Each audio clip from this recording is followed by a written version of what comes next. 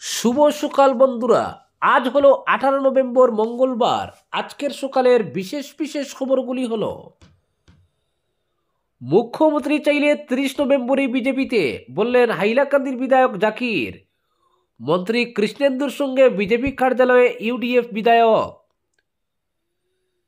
এসআইআরের ধাঁচে রাজ্যে সংশোধন হবে ভোটার তালিকা। 22 নভেম্বর থেকে ঘরে ঘরে যাবেন বিএলওরা, স্বচ্ছ তালিকা তৈরিতে সহায়ক হবে, স্বাগত জানিয়ে বললেন মুখ্যমন্ত্রী। ফাঁসির সাজা শেখ হাসিনার, আদালতের রায়ে প্রাক্তন প্রধানমন্ত্রী সহ দুইজনের মানবতা বিরোধী অপরাধের দায়ে সাজা। ফের অশান্ত বাংলাদেশ, প্রত্যার্পণ নিয়ে ঢাকাকে সাসপেন্সেই রাখল দিল্লি। জুবিন চলাই আজ প্রাণের শিল্পীর জন্মদিন পালন করবে রাজ্য। এবং সর্বশেষ খবরটি হল, ফ্লাইওভারের জমি অধিগ্রহণ নিয়ে বঙ্গভবনে নাগরিক সভা আগামীকাল বুধবার। এবারে শুনুন বিস্তারিত খবর। মুখ্যমন্ত্রী চাইলে 30 নভেম্বর বিজেপিতে, বললেন হাইলাকান্দির বিধায়ক জাকির। মন্ত্রী কৃষ্ণেন্দুর সঙ্গে বিজেপি কার্যালয়ে ইউডিএফ বিধায়ক। আসন্ন 2026 সালের বিধানসভা নির্বাচনকে ঘিরে আসামের রাজনৈতিক পটভূমিতে বড় ধরনের পরিবর্তনের আভাস মিলছে। ইতিমধ্যে ইউডিএফ প্রধান বদরুদ্দিন আজমল ইঙ্গিত দিয়েছেন যে আগামী নির্বাচনে তার দল আসাদুদ্দিন ওয়াইসির এআইএমআইএম এর সঙ্গে জোট বাঁধতে পারে। এদিকে হাইলাকান্দিতে রাজনৈতিক আলোচনায় নতুন মাত্রা যোগ হয়েছে, কারণ জেলার ইউডিএফ বিধায়ক জাকির হোসেন লস্কর মন্ত্রী কৃষ্ণেন্দু পালের সঙ্গে হাইলাকান্দি বিজেপি কার্যালয়ে উপস্থিত হন। বিজেপি কার্যালয়ে স্থানীয় নেতৃত্ব ও কর্মীদের সঙ্গে দীর্ঘক্ষণ বৈঠক করেন বিধায়ক লস্কর। এতে জোর জল্পনা শুরু হয়েছে যে তিনি খুব শীঘ্রই গেরুয়া শিবিরে যোগ দিতে পারেন। সূত্রের দাবি, মুখ্যমন্ত্রী ডক্টর হিমন্ত বিশ্ব শর্মা 30 নভেম্বর হাইলাকান্দি সফরে এলে সেদিনই আনুষ্ঠানিকভাবে বিজেপির পতাকা হাতে তুলে নিতে পারেন ইউডিএফ বিধায়ক জাকির হোসেন। আলগাপুর কাটলিজোড়া বিধানসভা কেন্দ্র থেকে বিজেপির টিকিটের আশায় রয়েছেন এমন তথ্য উঠে এসেছে। এই কেন্দ্রটি মূলত সংখ্যালঘু অধ্যুষিত। এদিকে বিজেপি অফিসে তার সফর নিয়ে সাংবাদিকরা প্রশ্ন করলে জাকির হোসেন বলেন, মুখ্যমন্ত্রী চাইলে 30 নভেম্বর তার সফরকালে বিজেপিতে যোগ দেবেন তিনি। উল্লেখ্য, 2025 সালের শুরুর দিকে মুখ্যমন্ত্রী শর্মার সঙ্গে জাকির হোসেনের ঘনিষ্ঠতা প্রকাশ্যে আসার পর ইউডিএফ তাকে দল থেকে সাময়িক বরখাস্ত করেছিল। আসামে ইউডিএফের জনপ্রিয়তা গত কয়েক বছরে দারুণভাবে কমে যাওয়ায় জাকির অনেক দিন ধরেই ক্ষমতাসীন দলের দিকে ঝুঁকছেন। হাইলাকান্দির রাজনৈতিক মহলে অনেকেই মন্তব্য করেছেন তিনি ইউডিএফ জার্সির ভিতরে লুকিয়ে থাকা বিজেপির বিধায়ক। তবে সাম্প্রতিক ঘটনা প্রবাহ নতুন প্রশ্ন তুলছে।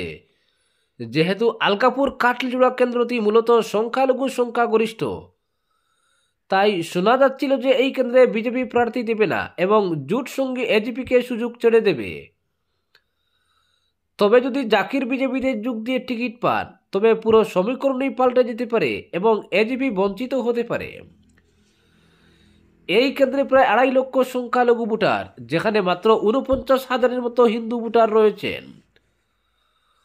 অন্যদিকে জেলা বিজেপির সভাপতি কল্যাণ গোস্বামীকে যখন জিজ্ঞেস করা হয় জাকির হোসেন শীঘ্রই বিজেপিতে যোগ দিচ্ছেন কিনা, তিনি জানান এই বিষয়ে তার কাছে কোনো তথ্য নেই। তবে সংখ্যালঘু মুখ হিসেবে বিজেপিতে যোগদানের জাকির লস্করের এই নতুন কৌশল কংগ্রেসের পরিকল্পনাতেও প্রভাব ফেলতে পারে, কারণ কংগ্রেসও সংখ্যালঘু অধ্যুষিত আলগাপুর কাটলিজোড়া আসনটি দখল করার লক্ষ্যে প্রস্তুতি নিচ্ছে। অপরদিকে ভোটের মুখে আসামে এসআইআরের ধাঁচে ভোটার তালিকার সংশোধনের দিনক্ষণ ঘোষণা করে দিল নির্বাচন কমিশন। সোমবার কমিশন এ ব্যাপারে নির্দেশ জারি করেছে। এই সংশোধন শেষে চূড়ান্ত ভোটার তালিকা আগামী 10 ফেব্রুয়ারি প্রকাশিত হবে। এই নতুন তালিকা অনুযায়ী রাজ্যে 26-এর নির্বাচন অনুষ্ঠিত হবে।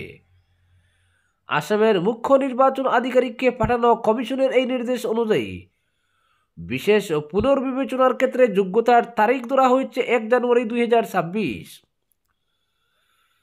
কমিশন জানিয়েছে এই বিশেষ পুনর্বিবেচনা বার্ষিক বিশেষ সারসংক্ষেপ পুনর্বিবেচনা অর্থাৎ সামারি রিভিশন এবং ভোটার তালিকার বিশেষ নিবিড় সংশোধনের মাঝামাঝি ধরনের একটি প্রক্রিয়া হবে। আসামের জন্য নাগরিকত্বের বিশেষ ধারা থাকার জন্য এর আগে এ রাজ্যের ভোটার তালিকাকে বিশেষ নিবিড় সংশোধন থেকে অব্যাহতি দেওয়া হয়েছিল, কিন্তু এবার আসন্ন বিধানসভা নির্বাচনের আগেই নতুন ভোটার তালিকা তৈরি হচ্ছে রাজ্যে। কমিশনের এক সিনিয়র কর্মকর্তা জানিয়েছেন এটি বিশেষ সারসংক্ষেপ পুনর্বিবেচনার একটি উন্নত সংস্করণ বলা যায়, কারণ গণনাপত্রের বদলে বুথ লেভেল অফিসাররা আগের রেজিস্ট্রারের ভিত্তিতে ভোটারদের যাচাই করবেন। এই নির্দেশ অনুযায়ী আজ থেকেই বিশেষ নিবিড় সংশোধন প্রক্রিয়া শুরু হচ্ছে। 22 নভেম্বর থেকে ঘরে ঘরে যাবেন বুথ লেভেল অফিসাররা। এদিন থেকেই ভোট কেন্দ্রের পুনর্নির্ধারণ শুরু হবে। এরপর 27 ডিসেম্বর প্রকাশিত হবে খসড়া ভোটার তালিকা। দাবি ও আপত্তি জানানো যাবে 2 ফেব্রুয়ারি পর্যন্ত। এরপরই 10 ফেব্রুয়ারি চূড়ান্ত ভোটার তালিকা প্রকাশিত হবে। এই সিদ্ধান্তকে স্বাগত জানিয়ে মুখ্যমন্ত্রী শর্মা বলেছেন, এই প্রক্রিয়া সমস্ত যোগ্য নাগরিকের জন্য স্বচ্ছ ও সঠিক ভোটার তালিকা নিশ্চিত করতে সহায়তা করবে। নির্বাচন কমিশন 2026 সালের 1 জানুয়ারিকে যোগ্যতার তারিখ ধরে বিশেষ নিবিড় সংশোধন চালানোর সিদ্ধান্তকে স্বাগত জানায়। স্বচ্ছভাবে ও নির্ধারিত সময়ের মধ্যে এই পুনর্নিরীক্ষণ সম্পন্ন করতে আসাম সরকার নির্বাচন কমিশনকে পূর্ণ সহযোগিতা করে যাবে। অপরদিকে ফাঁসির সাজা শেখ হাসিনার। আদালতের রায়ে প্রাক্তন প্রধানমন্ত্রী সহ 2 জনের মানবতা বিরোধী অপরাধের দায়ে সাজা, ফের অশান্ত বাংলাদেশ। মোহাম্মদ ইউনূসের সরকার আগেই স্পষ্ট করে দিয়েছিল প্রাক্তন প্রধানমন্ত্রী শেখ হাসিনার ফাঁসি চায় তারা। তাই আন্তর্জাতিক ট্রাইব্যুনালের রায় যে এমনটাই হবে তার আভাস আগেই মিলেছিল। ইউনূস প্রশাসনের এই চক্রান্তের প্রতিবাদে হাসিনার দল আওয়ামী লীগ গতকাল দেশ জুড়ে লকডাউনের ডাক দিয়েছিল, কিন্তু এর প্রভাব পড়েনি ট্রাইব্যুনালের রায়ে। জল্পনা মতোই সোমবার বাংলাদেশের প্রাক্তন প্রধানমন্ত্রী শেখ হাসিনাকে দোষী সাব্যস্ত করে মৃত্যুদণ্ড দিল সেদেশের আন্তর্জাতিক অপরাধ ট্রাইব্যুনাল। পাশাপাশি হাসিনা ও আসাদুজ্জামানের যত সম্পত্তি বাংলাদেশে আছে তা বাজেয়াপ্ত করে শহীদ পরিবার ও আহতদের পরিবারকে ক্ষতিপূরণ প্রদান করা হবে বলে জানানো হয়েছে রায়ে। জুলাই অভ্যুত্থানে দেশ ছাড়া হওয়ার পর থেকে মোহাম্মদ ইউনূসের বাংলাদেশে অসংখ্য হামলা হয়েছে হাসিনার বিরুদ্ধে। গুরুতর মামলাগুলির মধ্যে রয়েছে জুলাই বিপ্লবী ছাত্রদের উপর গুলি চালানো তথা মানবতা বিরোধী অপরাধ, আয়নাগর সংক্রান্ত অভিযোগ ইত্যাদি। এদিন বিচারপতি গুলাম মর্তুজা মজুমদার, বিচারপতি মোহাম্মদ শফিউল আলম মাহমুদ এবং বিচারক মোহাম্মদ মহিতুল হক এনাম চৌধুরীর ট্রাইব্যুনাল বাংলাদেশের প্রাক্তন প্রধানমন্ত্রীকে দোষী সাব্যস্ত করল। এরপরে সর্বোচ্চ সাজা মৃত্যুদণ্ড দেওয়া হয় হাসিনাকে। যদিও আওয়ামী লীগ আগেই জানিয়েছে জামাত প্রভাবিত ক্যাঙ্গারু আদালতে বিচারের নামে প্রহসন চলছে, যেখানে আত্মপক্ষ সমর্থনের সুযোগ নেই, তা কখনো ন্যায় বিচার হতে পারে না। এদিন শুনানি শেষে আন্তর্জাতিক ট্রাইব্যুনালের আইনে দোষী সাব্যস্ত হন শেখ হাসিনা, প্রাক্তন স্বরাষ্ট্রমন্ত্রী আসাদুজ্জামান খান এবং প্রাক্তন পুলিশ প্রধান চৌধুরী আবদুল্লাহ আল মামুন। 3টি ধারায় দোষী সাব্যস্ত করা হয় তাদের: 1 উস্কানি দেওয়া, 2 হত্যার নির্দেশ এবং 3 দমনপীড়ন আটকানোর ক্ষেত্রে পুলিশকে নিষ্ক্রিয় করে রাখা। এরপরই হাসিনাকে মৃত্যুদণ্ড দিয়ে বাংলাদেশের আন্তর্জাতিক অপরাধ ট্রাইব্যুনাল। 5টি মামলার মধ্যে 3টিতে হাসিনাকে ফাঁসির চরম সাজা দেওয়া হয়েছে এবং 1টি মামলায় আজীবন কারাদণ্ড।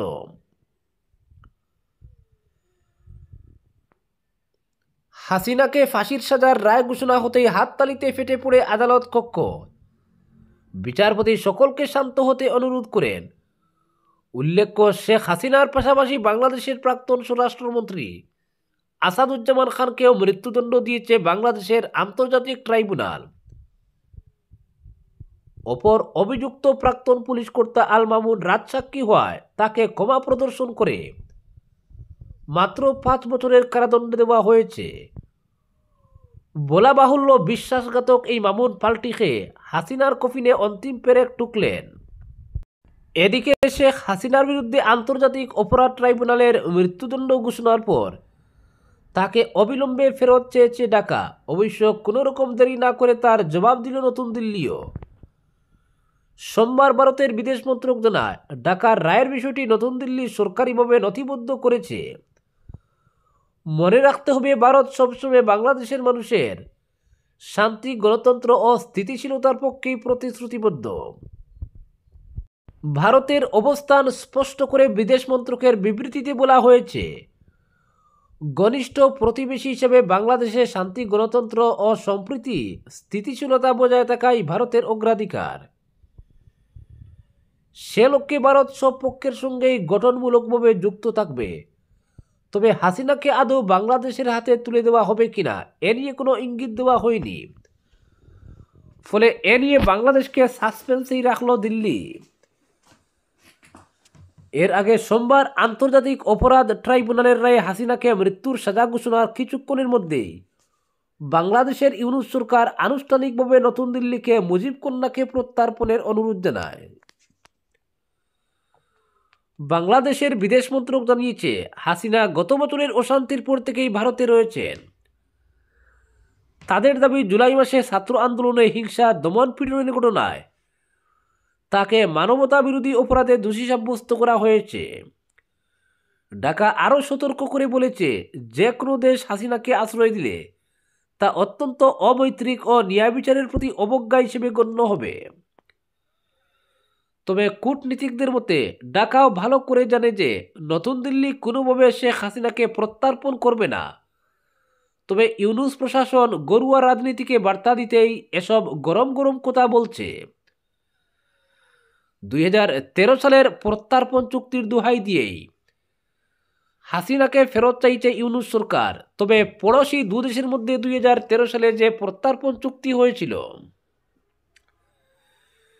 তাতে স্পষ্ট উল্লেখ আছে, যদি কোনো অনুরোধ রাজনৈতিক উদ্দেশ্য প্রণোদিত বলে মনে হয় তবে সেটি প্রত্যাখ্যান করা যেতে পারে। শেখ হাসিনা দেশ ত্যাগের পর থেকেই দাবি করে আসছেন যে তার বিরুদ্ধে পদক্ষেপগুলি রাজনৈতিকভাবে প্রভাবিত। প্রসঙ্গত, বাংলাদেশ 2024 সালের ডিসেম্বরে আনুষ্ঠানিকভাবে শেখ হাসিনাকে প্রত্যর্পণের আবেদন পাঠিয়েছিল। ভারতের বিদেশ সচিবের ঢাকা সফরের 2 সপ্তাহের মধ্যেই তা পাঠিয়েছিল ইউনূস প্রশাসন। তবে এ নিয়ে কোনো প্রতিক্রিয়া দেয়নি দিল্লি। আজকের বিশেষ সংবাদ এখানেই সমাপ্ত।